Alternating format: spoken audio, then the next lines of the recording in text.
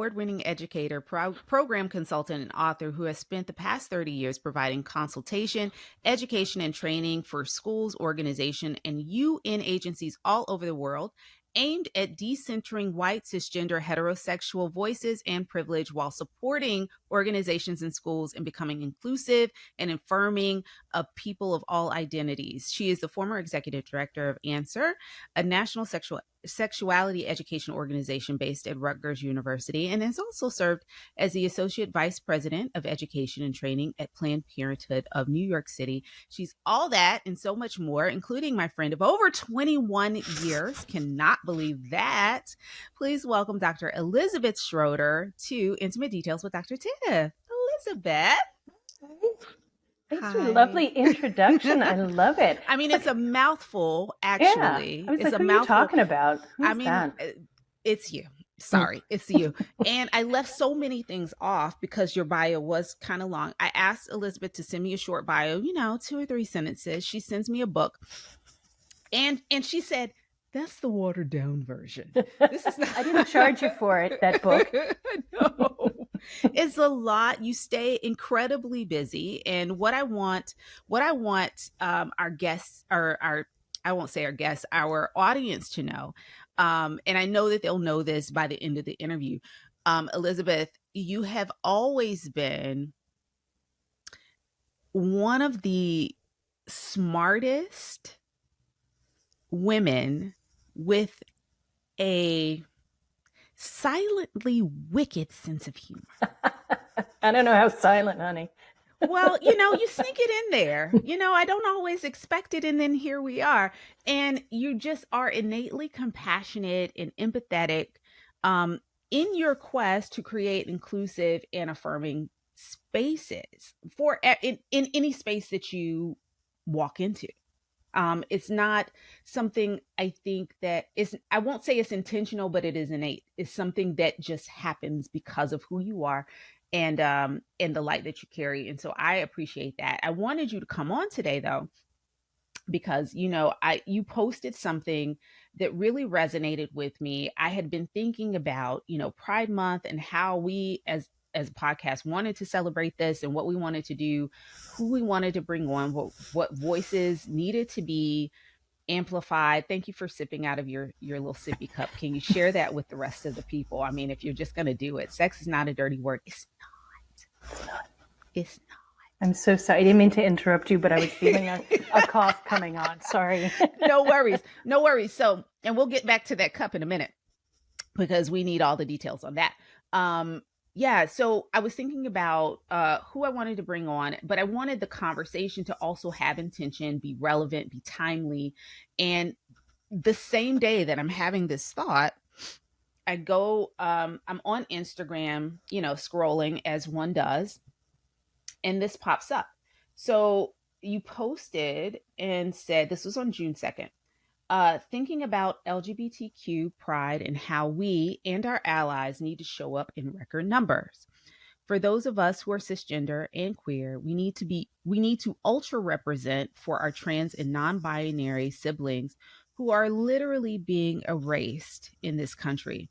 As many of you know, the first Pride was a riot led by trans people of color, and we cisgender LGBTQIA plus folks would not have the rights we have today were it not for these folks who risk their lives to say enough. Celebrate this month and every day, but please keep your outrage in the forefront. That's the part that got me. Please keep your outrage in the forefront. We have a lot of work ahead of us. And so today I wanted to have a conversation with you about this because it really got me wondering if, as an ally of the LGBTQIA plus community, if I could be doing more and if my outrage was out front enough. Well, thank you. Thank you for everything. Thank you for, everything that you do. I feel the same way about you. I could do an even longer intro for you. Please don't. And just thank you for having me and just everything. And for being interested in this. I mean, this is Pride Month. And when we think about Pride, we think about celebrations, being proud of who we are.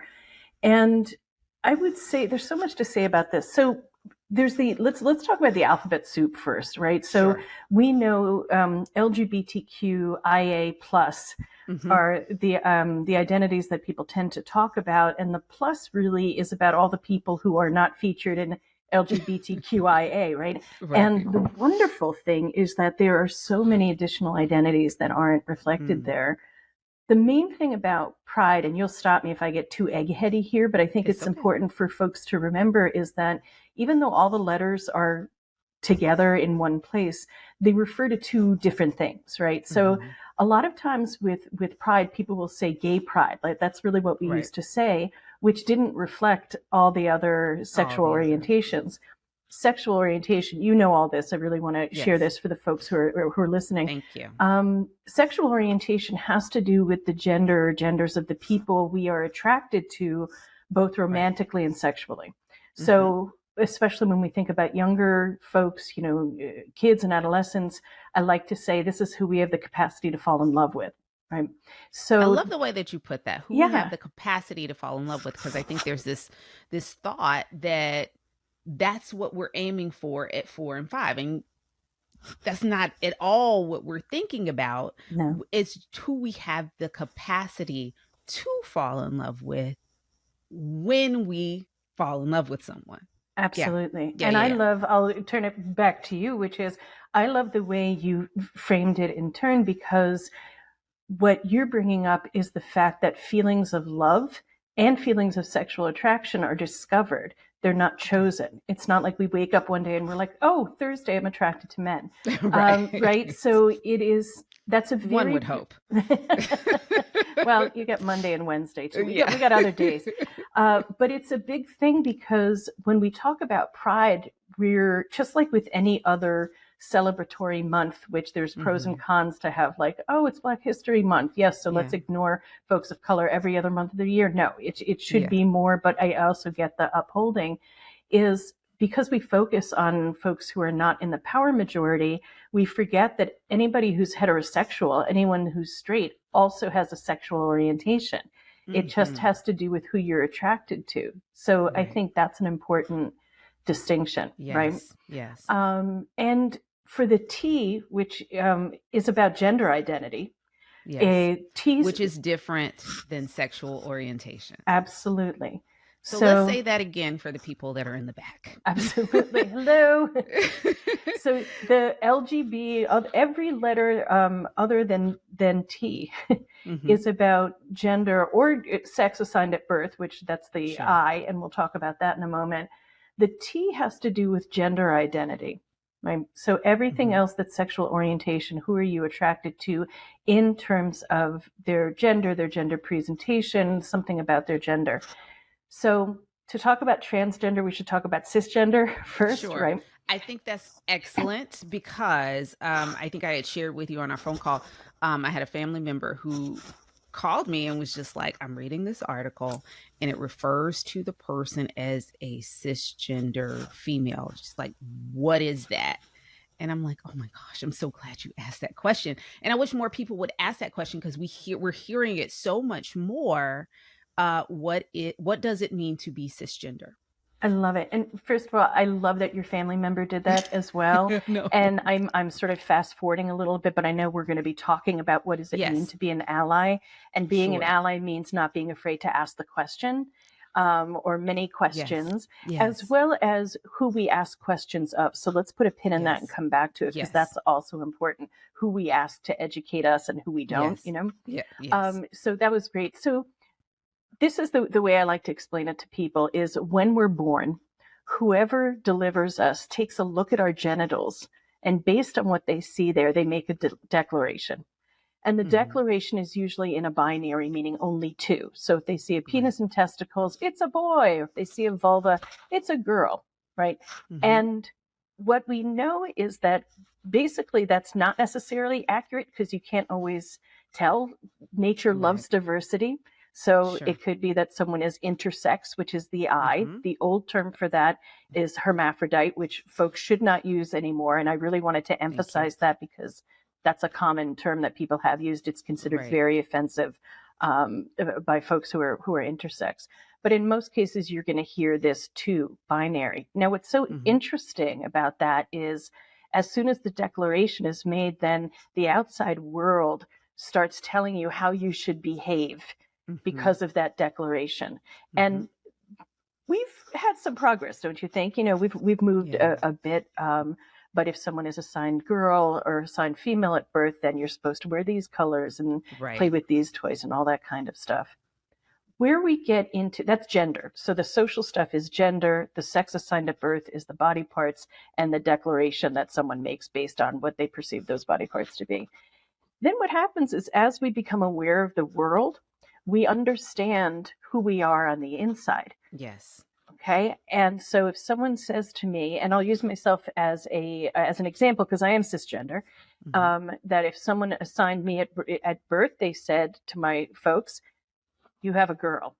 As I Mhm. grew up as a child and today as an adult, my feeling on the inside is yes, I am. I am a girl. Yes. I am female. So that means the sex assigned at birth and the gender identity match. I am cisgender because Mhm. cis at the beginning means same. So Same. my gender identity is the same as Same. the sex I was assigned at birth. Does that make sense? That makes perfect sense. Yep. I think people are going to rewind that just so that they can hear it again, which is Great. fine. Love it. But yes, that makes perfect sense that my genitalia and my internal sense of maleness or femaleness or gender, that those two things match. Mm-hmm. Got it. Absolutely. And I like the way you said maleness or femaleness because this introduces us now into being transgender and non Hmm. binary, which Hmm. is the reminder and the knowledge that people aren't either or. So Yes. it could be someone's maleness or femaleness or their combination of the two Yes. or the absence of it Or the altogether. absence. Yes. And what I like to tell folks about being transgender, you know, going back to what does the word mean, at the beginning of the word trans means crossing something. So Mm. I'm in New York. If I took a flight to Europe, I would be taking a transatlantic flight Transatlantic. because Yes. it's crossing, right? So being transgender means crossing the binary, but it doesn't necessarily mean your destination is the other end of this binary. It could be Oh, that's a anywhere beautiful in way to look at between, it. right? Yeah, that's a great way to look at it. Yeah, so it gets us away from the idea of there are only two and that there is a goal or a destination. This is why there are folks I know who are trans and non-binary who will say, "Oh, it's not a binary at all. It's a circle. It's a shape. Mm, It's a another shape altogether. There is no either or. Well, there are either or for people who are cisgender, yes. and even in that, we might express ourselves in all sorts of ways, Hmm. It right? is definitely a spectrum. Yeah, Yeah. yeah. And there's some fluidity in that spectrum. Yep, absolutely. And Yeah. there are Yeah. so many, just as your family member asked you the question about what does this word mean, there are so many resources online and so many places people can go to learn about the many additional identities that Yeah. people who are I don't like to define people by like not the majority, but there are so many additional identities. I hate leaving anybody out, Yeah. but to discover the way folks are identifying and claiming their Absolutely. identity. There's a lot more out there than even just cisgender, transgender, Right. non-binary. There's many, many more than that. And I just thought about something, at the end of the podcast, we always ask people to ask questions if they have any additional questions, and we can answer those on future episodes. We take polls. And so I think the question that I'm going to pose at the end of the podcast, and you'll be able to pull this up on Spotify, would be if there are identities that we missed or anything that you feel like needs for further clarification, if you'd like to contribute to the conversation, explain or offer up an added piece of information with all of the identities, because we certainly don't want to leave anyone out, but it's definitely an opportunity to educate us all on what is happening that maybe we don't know about or aren't aware of in the community. So a couple of different things that we talked about: sexual orientation is different than gender identity, and that also is different from gender expression, how one expresses their gender identity. which is Right. again, different than sexual orientation. Can you say a little bit about gender expression? Because I think that that's been part of um that that has added to a lot of confusion with people who maybe are or aren't allies. Like who are yeah. Can you just talk about that a little bit? Absolutely. Thank you. So, like you said, gender expression, how do we let people know what gender we are? And that's even a bit simplistic because there may be on certain days that we're feeling a little more feminine, a little more masculine, a little bit more combined, a little bit Yeah. more like nothing.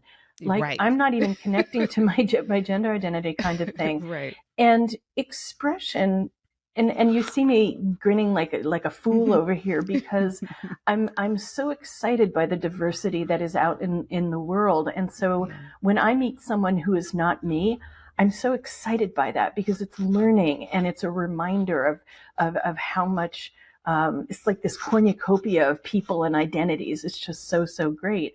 But there might be some days when I might want to get my nails done and I want to wear jewelry or want to wear makeup or do something that connects for me what is stereotypically, and that's an important word, Mm-hmm. associated with girls and women. Now, Right. having said this, what I also love about the generation of young people who are coming up is they were not raised, I almost said brainwashed, and I'm going to say it, around what you're supposed to do or what you're supposed to wear or do Right. anything based on your gender. I see so many more young folks who are male presenting, and that language is important because I don't know what their gender identity is Right. unless they tell me. Unless But they I tell you. see them and they've got their nails done, and I'm like, good on you. Why should we be the only ones who have nice looking nails? Right. I have. I I'm like sure my he won't. cuticles pushed back like the Thank rest of you. us. Thank you. And stop chewing on them. Like, make them Yes. look pretty. I think about my son, who I have carte blanche consent to talk about. He has given me Perfect, that because permission. you know how I Um, feel about the boy. yeah. Okay. So Tiff and my son have a 21-year relationship We do. from babyhood when he was a Baby, round that's how we circle. figured out that we've known each other for 21 Right. Because years he's about to because be he was 21. a Baby when we baby. started our doctorate Oh my gosh, he used program. to, does Yeah. he still smell the same? Does he still smell He so does good? not. And I could have told you that at the beginning of puberty. And he used to get mad at me. So he starts puberty and he would come out of his room with this look on his face and be like, "What is that?" And I'm like, "Oh, honey, that's Dude, you. it's you. That's not mom's fault. That's you. I'm really That's sorry, you. but that's you." But That's you. he's so great. And he and his friends, and I know it's not everybody, but he is cisgender. So he was Mhm, assigned male at birth and he identifies as male. He is mhm, heterosexual. He is attracted to and in a relationship with a cisgender woman, right? mm, He has a beard and a mustache. When you look at him, you perceive him to be stereotypically masculine. He gets mhm, his nails done when he feels like getting his nails done. When he and his girlfriend go out sometimes she'll do some makeup, like some eyeliner on him mhm. or something. And they don't think of it as anything like, oh, we're pushing a boundary or we're making a statement or whatever. They just do it. And They're I'm just like, being. they're just being They're just being. great. What an existence. Right, What a time. right. What What an a fucking existence and what a time. time. I so agree with you that they can do it. Now there is And Pat. that Yeah. they have a parent Hmm. who is not trying to you're outside of the box, you're stepping outside of the box, get back in the box, Yeah. what a joy Absolutely. it is as a kid to be affirmed. Now that's the bumper sticker. What What a a joy it joy. is as a kid to be affirmed. And let's bring that to us as adults, Hmm. because everybody who's listening to this, and I'm going to make a generalization, Hmm. knows what it feels like to be affirmed and knows what it feels Yeah. like to not be affirmed at some Hmm. point. And Yeah. we know the power of affirmation and we know the destructive impact of not being affirmed or seen or heard or Yeah. criticized or being told there's something wrong with you. And that's what every single Every transgender, person. non binary child, adolescent, teen, adult is experiencing in this country right now. It's Yeah. absolutely abhorrent that they are under attack. It's more than criticized, teased. They are literally under attack, and it's Under attack. terrifying. Under attack. Yeah. Under attack. And Yeah. it's very scary. And you know, from your perspective, I'm trying to ask this in a really good, in a poignant way. Ask it any way you want, Bev. We'll figure it out. Yeah, yeah, we'll figure it out. W- where does that perception come from? Because I feel like there is this perception that the queer community as a whole, but particularly those that you just mentioned, that it is so scary. Do you feel like it's a lack of understanding? Do you feel like it's actual fear? Like, what has changed in the past? And it's been this way for a long time, but for right now, like, this is the focus. Where does this fear come from, if that's what it is? It's such a great question, and I bet a lot of different people would have a lot of nuanced, different responses to it. So I think it's a combination, to be honest. I think that some of this is genuine fear, but fear that it has been created. I'm going to sound paranoid. I'm going to sound like It's everything's a conspiracy, yet this is a trusting tree. We're all, we're all friends here. all right, We're going to that's let you great. go as far as you need to go, and then I'll wheel you back. And That's great. I'm going to wrap my arms around this tree and not let go Yes. here. And forgive me, I'll give a content warning now. I have to get political here because it is connected to politics and it's connected to Sure. the law, because that's where Sure. we are.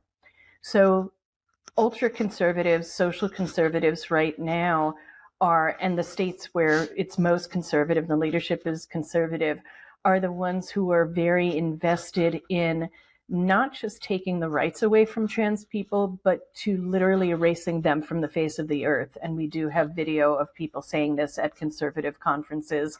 And certainly, if you read any of the laws, you go to any of the states, you know that that's now codified into law.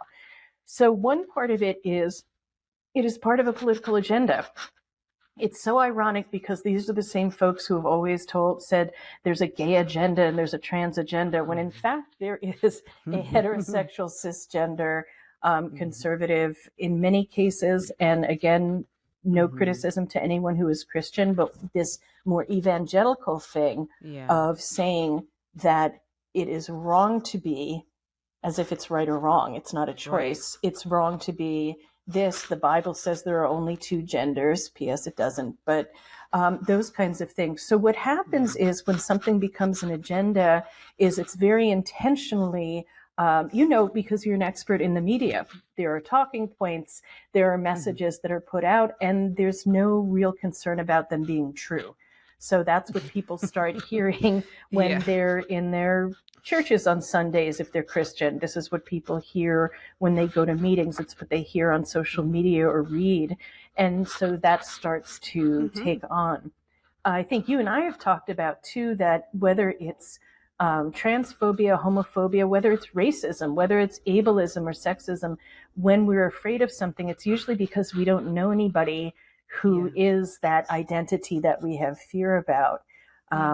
So I think that's part of it, is the fear. Some of it is ignorance, and I don't mean ignorance like you're dumb. Ignorance is, like I said, you just not knowing. Exactly, just not knowing. There's one component though, Tiff, and I'd be curious to hear your thoughts too, because I do think this applies to any other ism and phobia, which is I feel like there's a difference between I don't know someone who is like you, and therefore I'm uncomfortable with you. And that translating into, I don't know who someone like you is, and I'm uncomfortable, and therefore I have to harm you. Therefore I have to physically hurt you. I have to take your rights away, or I need to eradicate you. And again, we know this from racism. We know this from ableism and sexism. So what do you think is that? Well, that I have a problem with it. That's the shit that I don't understand, because we talked last week's episode was with Brent Starr, who is a drag performer here in Atlanta, and we talked a little bit about this. People are out here living their lives minding their business, making, like, again, I'll go back to what I said earlier about being affirmed as a child, but just affirming themselves, you know? Um, and those of us who don't agree with someone's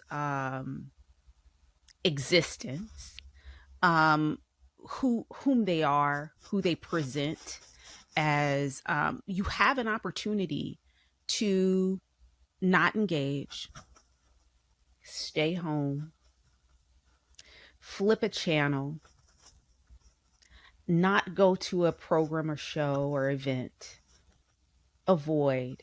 You have an opportunity to mind your business. Yet the choice that you make is to terrorize, torment, um, just to be a terrible human, Yeah.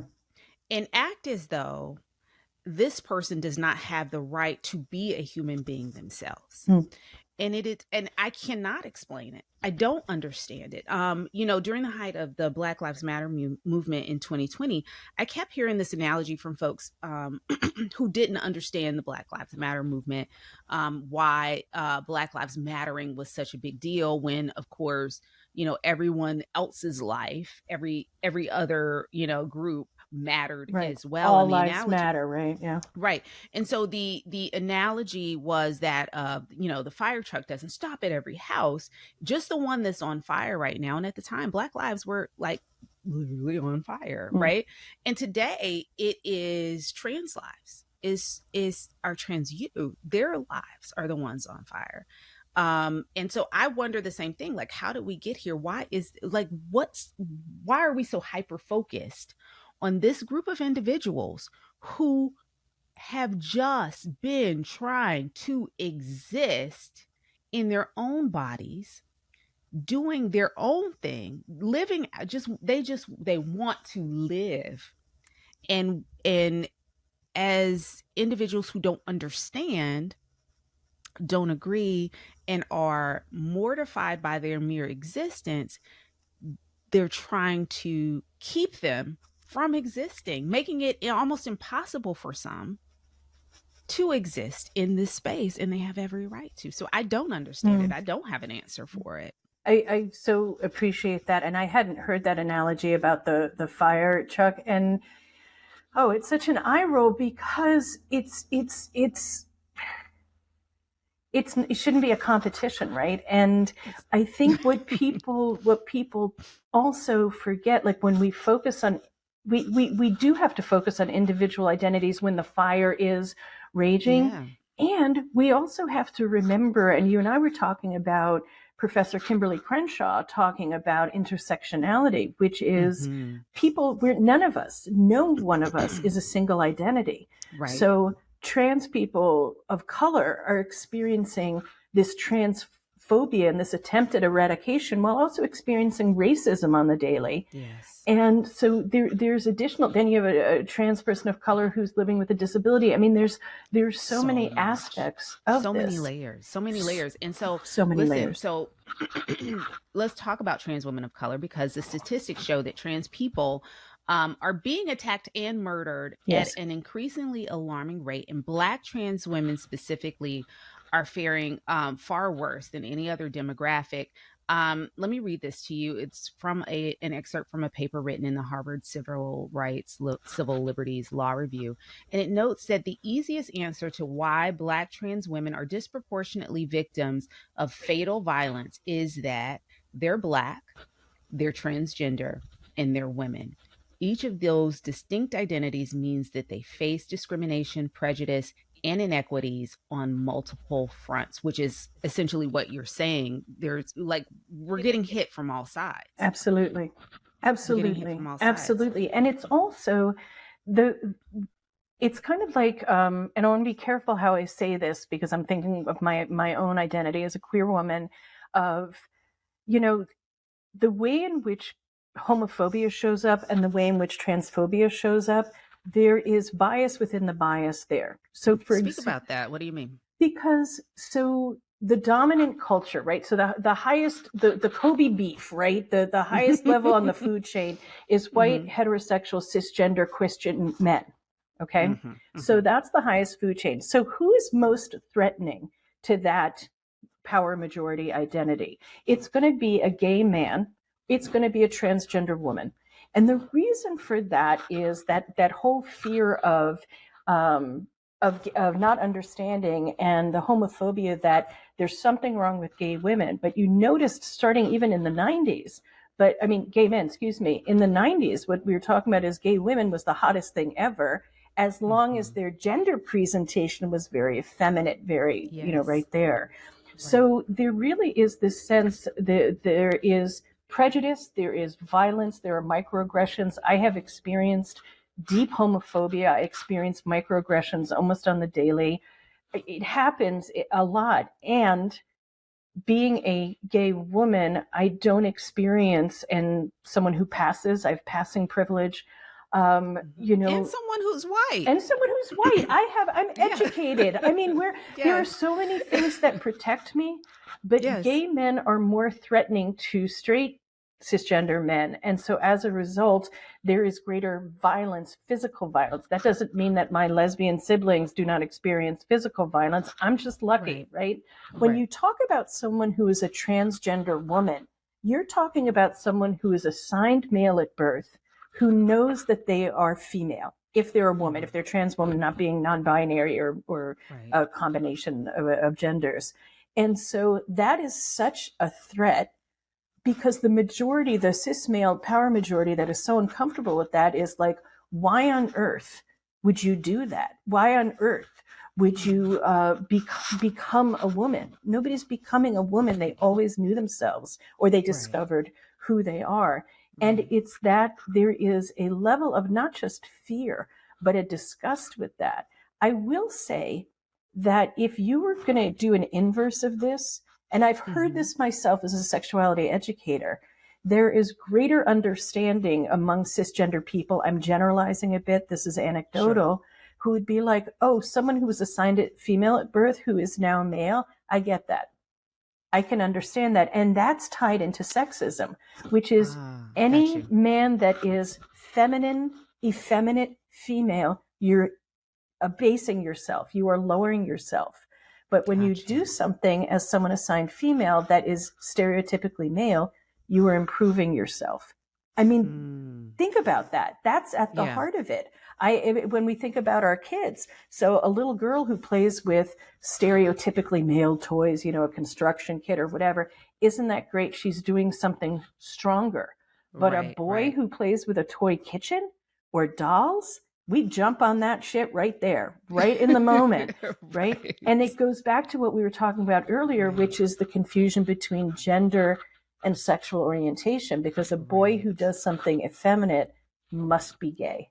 Right. And or he's going to turn gay, right? And that's something also that I hope in us talking about to help parents and caregivers understand is you don't make your child anything. You don't make your child straight. You don't make your child gay. You don't make your child cisgender or transgender or non-binary. Your job as a parent is to love your child, period. That's it. That's it. That's it. That's it. And help them to love themselves. Yes. Yeah. And affirm them when they do. Yep. And encourage them. Just keep pouring into them. Yes. And letting them know. Like, we should, I mean, in every sense of the word, I believe we should be allowing our children and even encouraging our adult friends to let their freak flags fly. Absolutely. No matter what it is, whether it has to do with gender identity or orientation or just them being a fucking weirdo. Just let them. It's okay. It will make the world a better place, a funner place, a better existence for all of us. Yep. I believe. Yeah. Because in the end, the freak flag does nothing to you. It's like you said, it does nothing to you. You just don't like it. So like what you said before, then don't look at it. Don't watch it. The fact that we have gone from I'm uncomfortable with trans and non-binary people to we are now passing laws. Do you know that there were over 500 pieces of legislation introduced in the last year against transgender and Yeah. non-binary people. And Yeah. I love, that's so sarcastic, I do not love this, but I love how the social conservatives who are all about parental rights have permitted laws that take away parental rights to be passed, because the laws in so many states are saying your child cannot receive gender affirming care, even if you as the parent support it. So now we don't have parental rights. That's flat out hypocrisy. Yeah. Yeah, and it's it's quite disheartening when we know that access to healthcare in this country is already you know, really difficult Yeah. for a great number of folks. And now to tack on top of that, we're seeing a lot of families take their children out of states, Yes. to get care, basic care. Can you talk about that, the impact of that? Because what we're essentially doing is telling parents who've identified, who go to the doctor with their child, who have had conversations about their health care. The people that are making these laws haven't had individual conversations with these children or their parents to understand what their health care needs are, but have determined that they should not have access to the health care that the child, the parent, and the doctor have all agreed would be helpful in raising a happy, well adjusted human. Absolutely. It's the hubris of white evangelical supremacy in Christianity. I'm sorry. It just is. It is the hubris of, I know what's best for everybody because I am so supreme and superior. All of this stuff Mm-hmm. goes against everything that's in the Bible. I digress, different podcast. So what is Same the podcast, just a same? different day, honey. Thank you. All We'll get right. to it. You'll come back I'll and be we'll talk. back. We'll What you go through doing the in Bible. September? Yeah. Yes. So it is. So let's dissect a bit what this is looking like on the daily, right? So let's Hmm. take the country of Florida for an example here, which is, first of all, Florida has the second highest adult transgender population in the United States, right after California. So that's adults right there. Let's go back to intersectionality. If I have finances, if I'm economically, I have privilege, I have more options than Yeah. anybody else, right? Yes. So there are a lot of folks who are saying, from other states where it is safer. They're saying, well, just relocate. Okay, so do I have the financial stability that I can leave my job? And do I have a kind of Right. job where I can work remotely? Am I able to sell my home if I even own a home? Right. Can I break my lease? These are just the The financial basics. Yeah. questions right there. And then where do I go? Where do I set up? Will I have a job? Do I have a home? Do I have someone I can stay with while I figure this out? Right. Is it safe for me? Is it safe for me? Because going back to how the laws were passed, a number of the most restrictive laws have tried to, these are not laws saying leave our state. These are laws saying don't exist. Because a number of states have laws that if you move from Florida and you go up to another state, say in the Northeast, where it's more socially progressive and safer, the law in the original state will criminalize the healthcare provider in the state you move to. So if you provide gender affirming care there, you can face consequences in the original law. So a number of states like Connecticut and I believe New Jersey have passed laws protecting healthcare providers in their state, saying you cannot be sued Oh by my somebody goodness. else. This So is a scary time. Not even, and I won't say it started, but when Roe v. Wade was overturned as well, we were experiencing yep. this then. And so again, the fire truck was there, the fire truck was there. And we Totally. can't forget, that fire truck is moving to the next fire and this is the next fire. Yep. But that was something that we were experiencing then as well, that like doctors, Totally. even our medical professionals who got into this profession to do the work that they have been doing, in honoring that commitment that they have, aren't able, like their hands are being tied and aren't able to practice effective medicine as they're the ones that studied this. Okay, they kind of know what they're doing, aren't even able to practice what they've studied Right. because of of their own fear of retaliation, fear of being thrown in jail, fear of charges or their medical license being taken away or suspended. Like this is a sad existence. Absolutely. A very, very sad time. The folks who are in, like, we'll go back to Florida now. So when the law was signed, the law basically said you must detransition. And what that meant was you're not going to have hormones available to you. You must now live as the sex you were assigned at birth. Now, I don't know. I was trying to find an analogy, and I got one. You do go. I have one that just came into my head. Let's say you're going through menopause. Okay. Your doctor gives you some hormones to help with those hot flashes, with the dry vagina, with the night sweats, with the crazies, the ADHD that's come along with the menopause and everything. And then someone says, you know what, girls, you don't need that. You just need to be exactly who you are. Come up off of that estrogen. No more testosterone for you. Progesterone, where you don't need that. We just want you to be exactly who God made you to be. Now, there will be a bunch of raggedy broads walking around here if they can't have their hormone replacement therapy. Yes. I may or may not be one of them, but I'm gonna put that out. And that is not the best comparison, but it is very much critical to women who are of a certain age, who seek out this medical treatment to help them get through a transitional part of their lives. This is medically necessary for them to exist. You don't really want to see her without her hormones. Yeah, no, you do not. You do not. You know, and the phrase that really I just grabbed onto that you said was medically necessary, because the difference between, I think because it's hormones, you're in the right neighborhood, right, of what's going on. Yeah. The difference is, like, I think we can, if we're cisgender, we cannot know what it's like to look in the mirror every single day and see something that doesn't match what we know is true.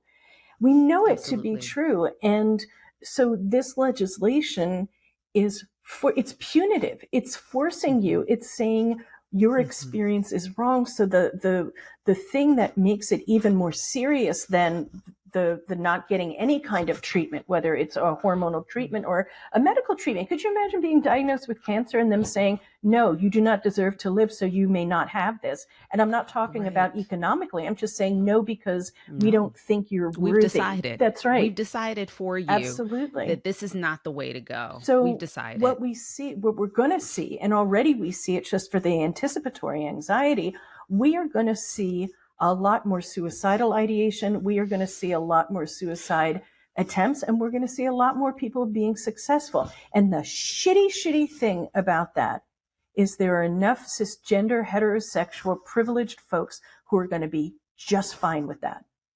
And that's what this is about. This is more than discrimination. This is hatred. This is deep hatred. The way racism is deep hatred from some people. The way it is, it's not just ignorance, but it's like, I don't want you on this planet. And that, the fact that, and this is when you were saying it was scary. Yeah. This isn't one state. You need to look at some of the maps showing the least safe states. We're talking, if it's not half, it's going to be half, if not more than that. So there's a minority of states where it's truly safe for trans and non-binary adults and children. My gosh, the babies, babies who have loving, affirming family, whose entire state is saying you shouldn't exist. There's something wrong with you. Your parents are wrong for helping you to live in a happy, healthy existence. That's right. And that they are wrong for just being exactly who they are. You know, there takes a tremendous amount of resilience and strength within this community of folks. How can those of us, I talked to Brent about being, the token straight friend and ally, but how can those of us who love and support the community do a better job? It's a great question. And I really am grateful in my queer heart for the question. And I'll also say, because I am both queer and an ally to genderqueer people, right? So Sure. those things can exist. And the very first thing I would say, and this is not exclusively to you, but to anybody who's watching or listening, again, I'll go back to many, if not most of us, have experienced something, whether it's sexism, it's racism, it's ableism, whatever kind of discrimination for being Jewish, for being Muslim, for any kind of discrimination. Each person's experience of discrimination is different. Different racism is different from homophobia, but the Mm-hmm. harm and the feeling that you experience when someone is telling you you are not human, Mm-hmm. that's familiar to all of us. We know the harm that causes. We know what it does Yeah. to our self-esteem. We know that it causes us not to sleep well at night, and it affects our physical health. So as we talk about specific ideas, I'm going to invite people who are not heterosexual and not cisgender to try to tap into that experience, to say, Mm-hmm. even if you don't understand all of the terminology or the Right. identities, or what's gender identity versus sexual orientation, go back to that very human experience of the golden rule. Gosh, I don't mean to be so Yeah. simplistic, but Yeah. we should not be harming each other. So hold on to that, and then think Right. about, like for you, Tiffany, if someone has committed a microaggression, a racial Yeah. microaggression, and someone Yeah. spoke up, so you think about, that's one of the first things. What did you want Yeah. from allies yourself? Yeah. So Yeah. speaking up is one thing. I'll tell Yeah, you. tell you go from your So I'll experience. tell Thanks. you. I did, and I want to say no, it wasn't 2014. I don't know. It was a long time ago because I'm old. I did. This was before we graduated. Might have been 2004. I think I did a study abroad in Prague. And I was the only Black student that went over and did this study, and I was there for a month, and it was interesting the way that I my experience of being treated. There was one afternoon we had gone to Vienna, Austria, to hear the symphony, and I was walking with another student, and at some point an apple flew by my head. And that was just like one of many little things. Like isolated, it I might have thought, oh, well that apple just whizzed by. But because so many other things had happened, I'm like, this is very tough for me. And I remember when we were doing a bit of a debriefing on some other things and everyone's experience there, I was so tearful, and I was very upset about how I, as a Black person, was treated in this particular country, and what my experience was, because my experience was very different from every other student, because I had a little extra melanin, so things weren't going the same way. Not that I didn't have a good experience as a whole, but I was experiencing something else that no one else could identify with. And what was said to me by one student was, I don't want you to take this as how it is everywhere in Europe and not want to explore other places. Like, it's not like that when you go to France. It's not like this when you go here or there. And I'm like, how and my response was, how would you know what it's Thank like you. for someone who's Black Thank you. in Paris, or who's Black in another country? You're not Black. Right. You can tell me what your experience is, Right. but you can't understand what it is like for me. And that's why these discussions are so important. And that's why I ask the questions that I'm asking, because I need to know what the experience is like for you. Honor that this has been your experience, not take away from it and say, well, if you had done something different, or it's not really like that. Honor that this is where you are in this experience, and ask the question, how can I be of a better support to you? Mm. If this is going to be your lived experience, if this is how the world is, what can I do to make our time together, to make this experience better, so that you don't come out of this experience feeling the way that you do. Shitty, hated, disrespected, hurt, disappointed. These are not things that we should want for another human. They shouldn't have to accept Right. those feelings. Their existence shouldn't be shrouded by those feelings. What can I do as someone who loves you, who wants this? What is it that I can do? And I think there are two things. I think we have to think about how we would want to be treated. But I think as people within those communities, it's up to us to be able to articulate what our needs are. And let me share this with you. Wanda Sykes, she posted something the other day that said, "Pride is more than rallies and activism. As an ally, the best thing you can do is foster understanding and awareness of the ongoing struggle for us to exist safely in this space. The only way forward is to do this together." And I believe that the only way forward is to do this together. I can assume what you need, and I can march, I can rally, I can advocate, I can post a sign, I can wear a t-shirt. But you need to tell me also what's helpful to you. Absolutely. and what's not. Like, you may not need me at the rally. What you might need me to do is sit up at the at the Senate. Yeah. Or write a letter to the congressman. Yep. Or go march somewhere else. Like, you might not need this, but you really might need my voice. Yep. You really might need the podcast. You might really need us to show up in a way that maybe we haven't thought about, because that's going to elevate the needs of the community as a whole in a much better way. Absolutely. And first and foremost, let me just go back for one sec. I just think it fucking sucks that you had that experience in Vienna, and I'm so sorry. Me too. I'm so sorry for. I appreciate it. I appreciate it because because when something shitty is done to another human being, it chips away a little bit at humanity. Yeah. And I will also own it. Easy to armchair quarterback this, woulda, shoulda, coulda. But I also will say this is tied into being allies. I'm noticing that not one white person went over and was like, "Did you throw that apple?" I mean, not that everybody is from New York and would go and do it, and is Italian is going to be like, "Hey, excuse me," do it that way. And that's when we talk about being an ally. We if you want to be an ally, we do not tolerate bad behavior. And let's talk about what that looks like, because people may be clear. They should have been clear in that case, but they're clear. Like, if I were walking down the street and someone came up and were physically threatening me, if there were other people around, somebody might come and intervene. Now, I'm also a white cis woman, right? So there's other reasons people might do it.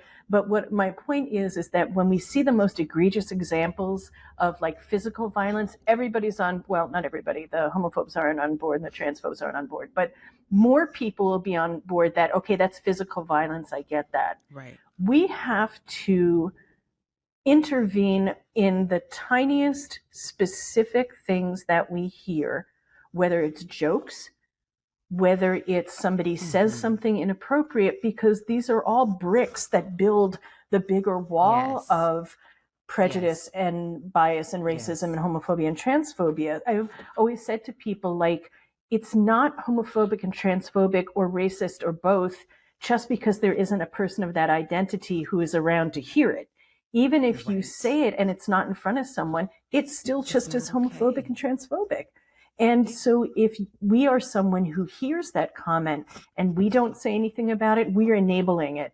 So the first and foremost, and I have wonderful colleagues I work with, we're a team that work on a lot of projects, and our slogan is "Say the Thing." And so a lot of people are saying, "Oh, I don't want to make a foo-foo out of it, and I don't want to make the person feel uncomfortable." In that moment, we're prioritizing the person who has said the insult over the person who's being harmed by it. So we have to really put on our big people panties and say, you know what, I don't like that. Or you may not know, but that, so I gave an example at the beginning. Oh my gosh, you used the term hermaphrodite. Actually, I just want to share with you, that's an outdated term and it's considered really offensive. The correct term, or the current term, is intersex or difference in sexual development, whatever it happens to be at the time. And then you move on, right? Yeah. So the other thing as allies is we also have to be a bit more humble. And I think you were talking about that in terms of asking people as opposed to, I'm going to swoop in and do it. to say, you tell me how I can help you. At the same time, we also need to be willing to get it wrong. So there are Yes. times to swoop in, and we just have to be okay if someone says, I didn't need you in that moment. Fine. Yeah. That is okay. You might Yeah. feel a little bruised. Get over it, get past it. You Yeah. still Get over showed yourself. up. Like I've been in Yeah. situations where someone intervened when there was a microaggression.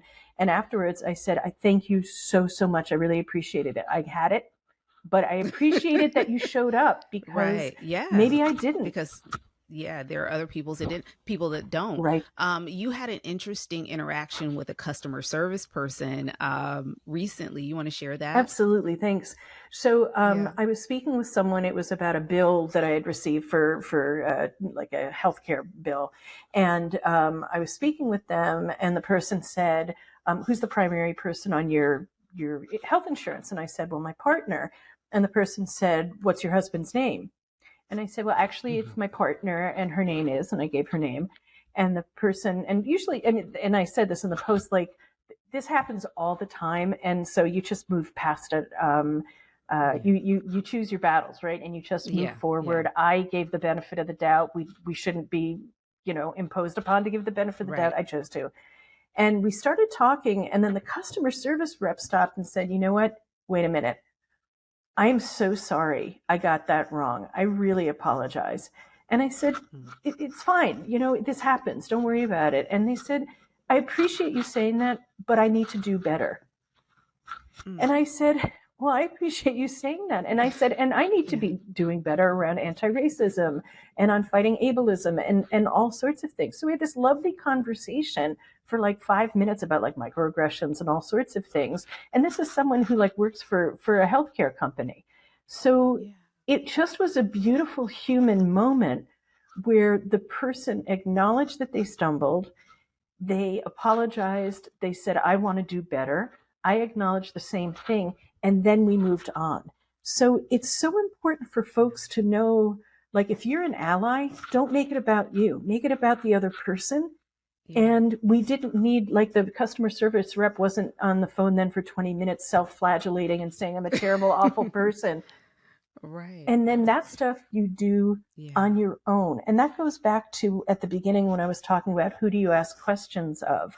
Ask the Hmm. questions and also choose who you debrief or process with, right? So there are Hmm. certain things about anti-racism as I go on my journey. I'm going to talk with a white person about it. I'm not going to burden a person of color, or I'm going to, Thank yeah, you. welcome, no problem. You can delete all my voicemails. But that's the kind of thing, because these aha moments we have, whether we're straight or cisgender or white or person of color, any aha moments we have are messages and learnings that the person who is of the marginalized identity has Right. known and lived their whole lives. So even if we Right. get excited, like, hey, I've had people come to me, oh, bless your heart. And I mean that in not the mean Southern way that y'all do, Right. but Right. like really bless you that they come in, they're like, I just learned this. And I was like, welcome to my world. But I don't Right. say that because I get it. They're very, very sweet and excited. And I Yeah. don't want to diminish their excitement because that will keep them as allies. And at the Yeah. same time, I would say straight people, talk amongst yourselves about what you've learned and that. And then, like I said, say the thing. I will say if Yeah. someone is a resourced person and can make contributions, there are organizations, and particularly those serving trans and non-binary people and families, where they're starting to have funds, moving funds to help people. Yes. But how much can one fund do for so many people? So choose For where so you many. give if you're able to give money. Go as local as you can. I think that's super, super important. Yeah. Um, and then, yes, people will say this, oh, I'm not voting, I'm not going to do anything. Oh, that That's, is not the thank you. answer. That's how we got into this That is not the answer. situation. We let it That is how we happen. got in. We let Yep. it happen. That and no more. Yeah. No And more. let your, The yeah, only sorry, Tiff, Go go ahead. ahead. No, go I was ahead. just going to say, let your elected representatives know how you feel about these laws, because they're hearing from the Hmm. social conservatives. That's how we got in this place. Yeah. Yeah. But we have Yeah. to tell them what trash we think these laws are. And we also have to go to the folks who are more supportive of human beings and human rights to Yes. say, we need you to show up better. We need you to fight Absolutely. harder because we need to overturn these laws and we need to support human beings and their families.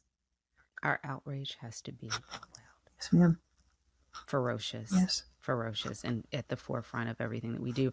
And the only way to do that is together. Elizabeth, I can't thank you enough. I can't thank you for being enough. here. I'm like literally almost in tears because this has been everything that I wanted it to be, this conversation and more. And I think that our listeners have learned a lot. You've given a lot of takeaway, a lot for them to, again, go back through and digest and listen and actualize their activism and allyship in a way that it will be meaningful to the queer community at large. Thank you for helping me and the listeners gain a better understanding of what's going on within the community and how we can all be better allies. Before we go, though, I can't go without mentioning your book, My Body Belongs to Me, A Parent's Guide. Tell us about the book, what age it's for, and where people can get it. Thank you so much. So My Body Belongs to Me is a parent's guide. So it's designed for parents of younger kids, so little kids up until early adolescence, 11, 12 years old. And it's about how do you talk with your kids about boundaries and their own boundaries, the boundaries of others. How do you do this in ways that don't frighten them, but that really help them to feel empowered to know my body belongs to me and other people's bodies belong to them. And honestly, you can get it on Amazon. It's the best place to get it. They have a hardcover or a soft cover, but an actual book as well as an ebook if you prefer that. And thank you for holding that up. And thank you for being an amazing, amazing ally. You chose to use your time and your platform to talk about this topic. That's being an ally. Thank you. Well, thank you. I live to do this every single day, every day that I can lift up someone else's voice. It's an honor and a pleasure. And I'm hopeful that all the ancestors are looking at this moment and feeling like, okay, we did something right with these two. We did something right with these two. I will put a link in our show notes for the book so that everyone, you need to get this book if you have a little one, if you know someone who has a little one, if you're expecting a little one, you're going to need this book at some point. So I'm going to put a link in the show notes so that everyone can go grab a copy. And where can folks find you if they have questions, if they want to follow you on social, if they want to see where you're presenting, teaching, consulting, what like give us the tea. Yeah, thank you. Thank you. Well, they can find me. My website is Dr. Schroe, DrSchroe.com. I'm also on Instagram, and you'll see a lot of nonsense between myself and the boy who is my son, and he does have a name that I sometimes remember, and that's also at Dr. Schroe. And Elizabeth Schroeder Consulting is on Facebook. I haven't been posting as much there yet, but I'm going to start. But there are resources on my website, including this wonderful resource of sex positive families, which is a great resource from my wonderful colleague, Melissa Carnegie. So if you are a parent and caregiver of kids of any age, I would go to sexpositivefamilies.com because she is amazing. So thank you for everything. And please talk to Melissa. I would love to have her on the show so she could talk to us about some wonderful things. Absolutely. Well, thank you so much for being a part of Intimate Details with Dr. Tiff. You can listen, share, like, subscribe, comment, all the things to Intimate Details with Dr. Tiff on Spotify. And Spotify is the place to be. People, please. Even if you listen to this episode somewhere else, please go to Spotify because the video version, this whole interview is on Spotify. You can watch the podcast on Spotify on Wednesdays, as well as listen on Apple Pod, on Amazon Music, iHeartRadio, Google Podcasts, all of that. And then also on YouTube on Thursdays. So please, please, please continue to share this information with anyone that you feel could benefit from it. This has been a joy and a pleasure. Just thank you so much, Elizabeth. Thank you. Truly, Shane. Honor was mine. Thank you. All right. Guys, we will see you next week. Thank you so much for listening. Ciao.